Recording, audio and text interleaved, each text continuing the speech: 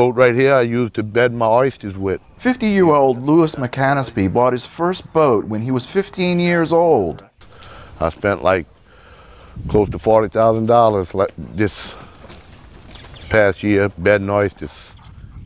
Like his father and his grandfather before him, he makes his living harvesting the fish and shellfish of the Louisiana Gulf Coast.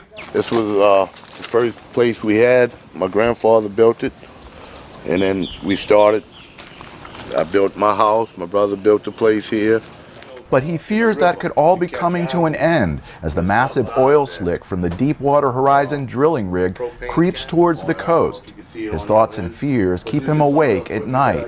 I lay in bed 3 or 4 hours before I could fall asleep. I wake up at 3 o'clock in the morning with the same stuff on my mind, tossing and turning.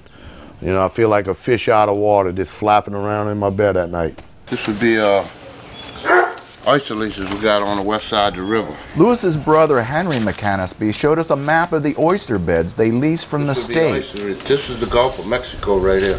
When Hurricane Katrina destroyed their oyster grounds, Henry invested $30,000 of his retirement money to reseed the beds.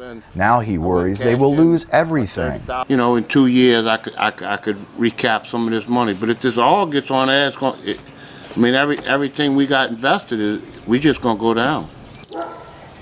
The McCanespy brothers estimate they have more than $300,000 invested in fishing gear and equipment.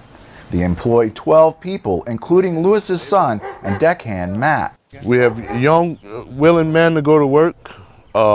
They work with us all the time. They're unemployed now. The McCanespys have applied to take part in a British petroleum program to employ fishermen in the oil cleanup. They have been to several meetings but have not been chosen. Louis says BP's response to the spill has been inadequate. I was told this morning at BP Oil that they was hiring 50 commercial vessels to go off and handle this oil spill. That seems like a lot of oil for 50 boats to handle.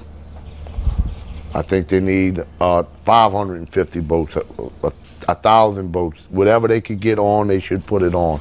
That's what we're trying to save right there, the wildlife. Might just be a little filler crab, but you know, it's something. Food chain. Redfish will eat that and feed on it. Sheephead, speckled trout, it's part of the food chain. For now, the McCanespys can only wait. Their fate adrift with the tide, the wind, the course of the spill. There's nothing I love more than, you know, just to spend the rest of my life back here, but I don't see it happening. I really don't. Don't see it happen. In Port Sulphur, Louisiana, Jeff Swicord, VOA News.